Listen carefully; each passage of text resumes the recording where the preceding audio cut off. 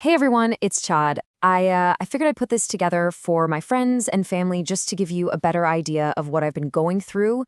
Since so much of this stuff is invisible, it's really hard to explain in a quick conversation. So I hope this helps you understand my world a little better. Let's just dive in. I wanted to start with this because it's pretty much the key to my entire daily life right now. When you see me with headphones on, I'm not just listening to something for fun, and I'm definitely not trying to tune people out. It's become a functional requirement for me. It's a tool I have to use to get through the day. So, how much do I use this tool? You're seeing that right, about 20 hours a day. And yeah, that includes while I'm sleeping. This nonstop audio stream gives my brain a different signal to focus on, and honestly, it's the only way I can manage this relentless, super disruptive ringing in my ears. I've started calling it my audio anchor. It's this whole system I've had to develop to cope with the permanent side effects from a brain surgery I had a few years back. It gives my brain something else to lock onto besides all that constant noise inside my head. So this is kind of my day-to-day reality now. The surgery left me with this permanent ringing, that's called tinnitus. I'm also pretty much deaf in my left ear, and I deal with this deep cognitive fatigue because my brain is working overtime all the time just to filter sound.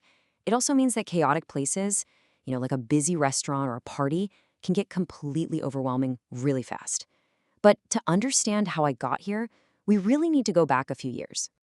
This whole thing kicked off back in 2017. It started with a pain that felt exactly like a horrible toothache.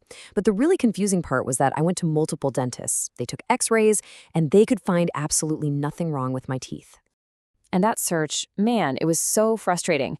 It took almost a full year of these painful episodes and just hitting dead ends before a dentist finally suggested, hey, maybe this is a nerve issue. And that was the key. That insight finally led to getting an MRI to make sure it wasn't a tumor or something else causing it. So the official diagnosis was this thing called trigeminal neuralgia, or just TN for short. It's a chronic pain condition that affects the main nerve in your face. And trust me, that description of an electric shock is spot on. It's this incredibly intense, sudden stabbing pain. For the next year or so, we tried to manage it. We tried different medications, kept upping the dosages, but the pain just kept breaking through. Eventually, it got to a point where the doctors call it intractable, which is just a fancy way of saying it was impossible to control. This note from one of my medical charts back in late 2018 really captures just how bad things had gotten. The pain was so severe and it was so easily triggered that just basic things, eating, talking, even something as simple as brushing my teeth, were just excruciating.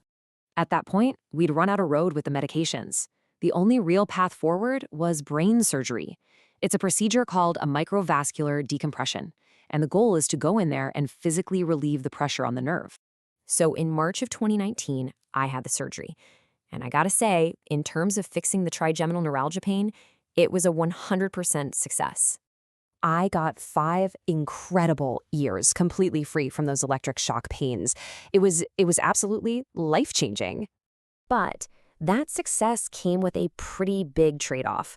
While the nerve pain was gone, the surgery itself resulted in the permanent tinnitus, the hearing loss, and the sensory overload issues that I now have to manage with that audio anchor system I told you about.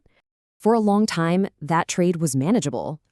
I had a system and it worked, but recently, things have gotten a lot more complicated. As of recently, the original trigeminal neuralgia pain, it's back, and it's escalating pretty fast. I'm now getting hit with somewhere between 30 and 50 of those distinct nerve pain spikes every single day. So now I'm basically fighting a war on 2 fronts. I've got the constant mental energy it takes to manage the tinnitus.